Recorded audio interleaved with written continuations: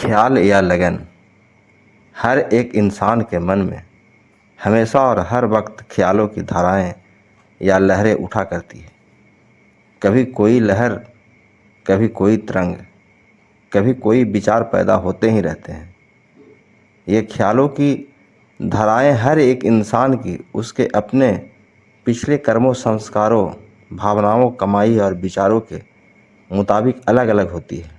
अर्थात यह कि जिस इंसान के जिस तरह के कर्म और संस्कार होते हैं वैसे ही उसकी अमली कमाई और वैसे ही उसकी धाराएं या भावना या विचार तरंग भी होते हैं। अतएव उसी के मुताबिक व मुआफिक रहने वाले ख्यालों की लहरें ही उनके मन में हमेशा उभरती है। ये जो ख्यालों की धाराएं हर वक्त मन में उठती और उभरती है, इनका नतीजा क्या होता है? यह कि उन्हीं ख्यालों के मुताबिक इंसान के अंदर में ताकत पैदा होती जाती है।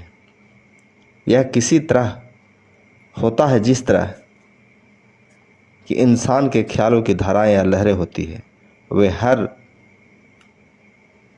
जब बाहर निकलती है तो बाहर के वायुमंडल में फैल जाती है और अपने साथ मुताबिक रखने वाले संस्कारों, विचारों और असरात को तलाश करती है। जहाँ कहीं उनको अपने मुताबिक ख्याल और संस्कार मिल जाते हैं, वहाँ उनके अग्रसर आगे अपने साथ खींच लाती है। इस तरह से वे अंदर ही अंदर में दृढ़ होती रहती है और वही बाद में उनकी अमली ताकत बन जाती है। जिस तरह के इंसान के ख्यालों की धाराएं या लहरें होती है, उसी तरह ही उसके ज़िंदगी की सूरत बन जाती है। हर एक इंसान की ज़िंदगी की असली सूरत उसके दृढ़ ख्यालों के आधार पर ही हुआ करती है। दुनिया में कुदरत की जितनी रचनाएं भी नज़र आती है, उनमें से हर एक किसी न किसी ख्याल की ही शक्ल है और जिस कदर की योनियां है, ये भी एक नए ख्याल की अपनी तस्वीरें हैं। जिस इंसान की जो कुछ भी मौजूदा हालत है, वह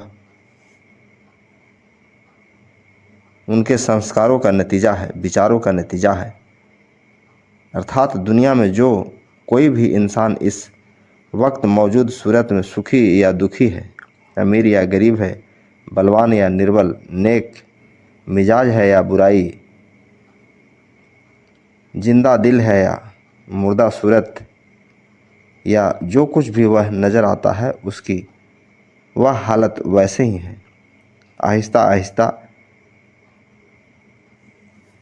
कई कर्म और उनके क्रियाकलापों से संजो कर बनते रहते हैं। जिस किस्म के विचार और संस्कार उनके मन के अंदर में ताकत पकड़ते हैं और दृढ़ होते जाते हैं, उन्हीं विचारों और संस्कारों ने अमली शक्ल अख्तियार करके या मुस्तविज सूरत धारण करके मौजूदा हालत को पेश किया। अब जरा गौर करके और दुनिया की आम हालात पर नज़र डालकर आम जीवों की हालात का अंदाज़ा किया जाए, जिसके अंदर में किसी किस्म के ख्याल देंदा दृढ़ होकर ताकत हासिल नहीं करते। क्योंकि यह एक कुदरती उसूल है कि दुनिया में कोई भी इंसान बगैर किसी मकसद या सहारे के या तो कोई भी काम नहीं करता। उसके हर एक काम के पीछे ज़रूर कोई न कोई एक मकसद होता है। जो फिर सोचा जाए कि इस लिहाज से आम इंसान की ज़िंदगी की कार्रवाई में मकसद या आधार क्या है, क्योंकि जिस किस्म का मकसद कायम किया हुआ है, ज़िंदगी की असली कार्रवाई और ख्यालों की धाराओं का तरंगों की सूरत भी उसी किस्म की होती है। ज़रा सोच विचार करके देखो कि इंसान का अपना मन जो विचारों की धारा बाहर फैलता है, वह क्या है। गौर करने से मालूम होता है कि अपना मन माया के मामले में बना हुआ है और इसके कुल विचारों की धारा माया की ही तरह अपने दायरे के अंदर काम करती है। इंसान का मन क्या है? जिस तरह की पहले ऊपर कहा गया है कि गुजरे हुए अनेकों संस्कार, विचारों और कर्मों के जमा किए हुए होते हैं। उन्हीं संस्कारों और कर्मों के आधार पर बने हुए और दृढ़ हुए अच्छे या बुरे ख्यालों के ढेर का नाम ही मन है। इनके सिवाय मन की और कोई सूरत नहीं है। यह महज जीव के अपने ही ख्यालों का पुलिंदा है या गठरी है। यह मन चूंकि जन्म जन्म से माया की ही व्यवहार और संगत में तथा माया के अधीन होने के कारण ही काम करती है, इसलिए उसमें काफ़ी वक्त से मायावी ताकत दृढ़ हो चुकी है। इसलिए ही उनको माया के मामले में बनाया गया है और उनकी कुल विचारधारा का प्रवाह माया ही के दायरे के अंदर होता है, क्योंकि काफ़ी अरसा से मायावी ताकतों के अधीन रहकर माया के रूप में हो चुका है। अब चूंकि मन की जितनी कार्यवाही अर्थात उनकी विचारधारा का जो बहाव या रुख है वह समूल ही माया के दायरे में के अंदर है, मन की सारी कार्यवाही का नतीजा यह होता है कि रूह पर दिन प्रतिदिन मायावी खिलाफत और मौजूदा चढ़ते जाते हैं। पहले ही कई जन्मों के संस्कारों के जमा हुए असर के रूह पर मायावी गिलाफत काफ़ी चढ़ चुके होते हैं, जिसके कारण उनकी असली ताकत और रोशनी दब चुकी है। अब दिन प्रतिदिन और भी मायावी खिलाफत चढ़ते जाने से उनके तार्किक और मोह और अज्ञान ज़्यादा तार्किक पड़ते जाते हैं और उनसे रूह दुखी होती है। जितनी जितनी ख्यालों की धाराएं या लहरें माया के दायरे के अंदर ज़्यादा काम करती है, उसी कदर ज़्यादा रूह दुखी होता है। तब क्या इंसान दुखी होने के लिए ही विचारों की धाराओं को इस तरह फैलाता है? उसका उत्तर यह है कि इंसान दुखी होने के लिए तो अपने ख्यालों की धाराओं को नहीं फैलाता, बल्कि उसकी ख्वाहिश तो सुख को हासिल करने की ही है, परंतु अपने ख्याल का जो मकसद और आदर्श उसने बनाया हुआ है वह माया की चाल और ख्वाहिश का है। माया की चाह और ख्वाहिश तो दुखों और बंधनों को देने वाली है। योगा जिस मकसद को उसने सुख की ख्वाहिश के नज़र के सामने रखा हुआ है वह माया की चाह और ख्वाहिश ही है, बंधन देने वाली है। जब ख्वाहिश माया ही है तब माया तो अपना फल देगी ही। मायावी ख्यालों का फल तो यही दुख और बंधन ही है। इसके लिए वह मिला भी है। पुरुषों की वचन है, मेरी मेरी धरी धवनी बंधिया, नर की सुरगी अवतार माये बंधन। गुरुमुख वाणी से कहा गया है। अर्थात मेरी ममतब की चाह को धारण करने से ही जीव बंधन में बांधा जा सकता है और मेरी के कारण ही वह बार बार भले और बुरे कर्मों का संस्कारों के नतीजा के तौर पर और इसी माया के धंधे या व्यवहार से ही बार बार फिरता रहता है। इस प्रकार जन्म मरण से आज़ाद और कुकर्म नहीं हो सकता। इस कारण से इस जीव को महज अपने ही ख्यालों और ख्वाहिशों के आधार पर दुखी और बंधन ही बार बार मिलता है। यद्यपि सुख की तलब भी है, किंतु माया में आसक्त होने के कारण कर्म ही दुख और बंधन को देने वाला करता है। इसलिए अपने ही कर्मों के सबब दुख मिल जाता है। जब अपने कर्मों के आधार पर दुख मिलता है तो फिर रोना किस बात का है? यह तो एक माना हुआ कुदरती उसूल है कि बगैर मांगे या चाहे कोई भी चीज़ कुदरत की तरफ से किसी को नहीं दी जाती, और जब अपनी ही मांगी हुई चीज़ मिलती है तो फिर दुखी जीव क्यों होता है? मायावी असवाब और ख्वाहिशों का निचोड़ तो दुख ही है, और इनकी चाहे से भी वही मिलता है, क्योंकि मायावी असवाब की तस्वीर सिवाय दुख और बंधन के और कुछ नहीं हो सकती। जिस चीज़ की लगन है वही हासिल भी होती है, और जिस चीज़ की मकसद या आदर्श माना जाता है उसी तक ही जाकर पहुंचा भी जा सकता है। अपने ही ख्यालों की दुख भरी तासीर से जीवन भला किस तरह बच सकता है। फिर यह अपनी इस्तेमाल की हुई चीज़ों की भली बुरी तासीर से कोई नहीं छूट सकता।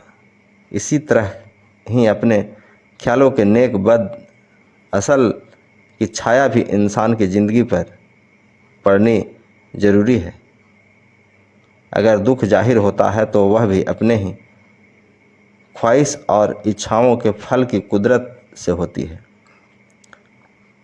कबीर साहब कहते हैं, मन मोटा मन पातला, मन पानी मन लाए, जैसी मन की उपजय तैसे ही जो जाए।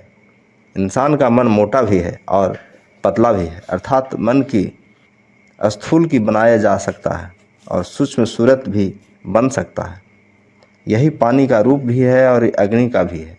भाव यह भी शांत और शीतल भी हो सकता है। आग की सूरत भी बन सकता है, क्योंकि जो ख्याल का तरंगे इंसानों के मन में पैदा होती है वैसे ही उसकी अंदरूनी और बैरूनी दुनिया बन जाती है।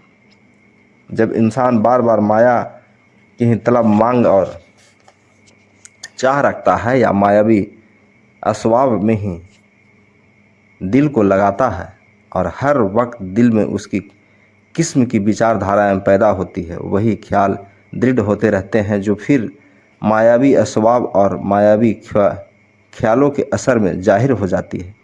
और उनके असर दुख शांति व बंधन है। जो कुछ मांगा है वही मिला है, माया मांगी सो वह मिल गई, और उसके साथ उसके असर भी तो जाहिर होंगे, क्योंकि माया की तासीर जो यही कुछ है। यहाँ अगर सुख शांति की ज़रूरत है तो उसके देने वाले की चीज़ों की मालिक की भी भक्ति और मालिक का प्रेम है।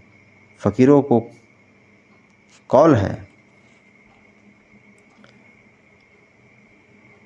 हमा चीज़ें वक्त को आफिन, मुसैर अंदर बरगदासी, चश्म बिना कब्रा, खादरा फन खादत जाहिल्ला। अर्थात कुदरत के कारनामे में सत्य और असत्य दोनों प्रकार की वस्तुएं हैं। बुद्धिमान पुरुष सत्य वस्तु की चाह करते हैं और अज्ञानी असत्य वस्तु की चाह करते हैं। माया मांगी थी और दुख मिला, भक्ति मांगी जाएगी तो सुख और शांति का फल मिलेगा। इसलिए पुरुषों का उपदेश दिया जाता है, मिटते सु मत प्रीत करी, रहते सु करी ने, झूठे को तजी दीजिए, सोचे में करी गोए। संत चरणदास जी कहते हैं, माया और मायावी अस्वाब आरजी जिंदगी की आरती गुजार के समान है। यह जल्द ही हाथों से निकल जाने वाले हैं। इनके साथ दिल की प्रीति नहीं लगानी चाहिए, बल्कि जो दायम और कायम चीज़ सतगुरु का उद्देश्य और सतगुरु का ध्यान है और जो सत्य स्वरूप है उसी के साथ लीब लगाकर सच को प्राप्त किया जा सकता है। जिसने अपने अंदर में माया की चाह और ख्वाहिश को दृढ़ किया होगा, भक्ति और रूहानियत की तरफ से लापरवाही की माया और सौ पंच चूँकि नासवान और आरजी है, इसलिए वह भी हाथ न आवेगा। किंतु जिसे भक्ति की ख्वाहिश और चाह है उसके अंदर में भक्ति दृढ़ होगी और भक्ति के साथ साथ माया भी उसके पीछे जाएगी, क्योंकि माया भक्ति की दासी है। जो दिलो जान से भक्ति की चाह करते हैं उनके जितने ऊंचे कर्म और स्वभाव रहेंगे, क्योंकि वे काल और माया के भय और बंधन से आज़ाद हो चुके हैं। इसलिए मन में हर वक्त भक्ति की ही ख्वाहिश होनी चाहिए और मायावी अस्वाद में फंसकर ज़रूरत के मुताबिक व्यवहार करना चाहिए। पुरुषों का उपदेश है, सत्य समरथ ते राखिए मन, करिए जगत को काम, जग जीवन यह मंत्र है सदा सुख विश्राम। इस दुनिया में रहने वाले हर वो एक इंसान कि काम धंधे और जीवन निर्वाह बेशक करो, परंतु अपना मन सत्य सामर्थ्य स्वरूप मालिक इष्ट और सतगुरु से लगाओ। मन को मायावी धंधों में मत भटकाओ। संत उपदेश की फरमाते हैं कि यही दुनिया में हर तरह के सुख और शांति को पाने का उत्तम मात्र उद्देश्य है। यह उत्तम मात्र या तरीका कहाँ से प्राप्त होता है? समय के रूहानी महापुरुषों ही उन नाम मंत्र का दान देते हैं तथा युक्ति समझाते हैं जो भाग्यशाली जीवन जीने के लिए आज्ञा का मौजूदा अनुसार की कमाई करते हैं। वे ही दुनिया में रहकर भी सच्चे रूहानियत और मालिक की निकटता तथा सच्ची सुखी को पा सकते हैं। भाव यह कि इंसान खा किसी की हालत में जिंदगी गुजारे मगर अपने मन में सच्चे मालिक इष्ट सतगुरु का ध्यान और तस वक्त भक्ति की लगन ख्वाहिश और चाह को दृढ़ करता रहे तो मायावी बंधनों की दुखी और अशांति वाली तस्वीरें उस पर अपनी कभी असर नहीं डाल सकती और वह काल माया के भय बंधन से हमेशा मुक्त और आज़ाद रहेगा। यही सच्ची शांति, सच्ची खुशी और सच्चा सुख हासिल करने का उत्तम उद्देश्य है। तो साथियों, ये आपको कैसा लगेगा मुझे कमेंट करके बताइए। हमारे चैनल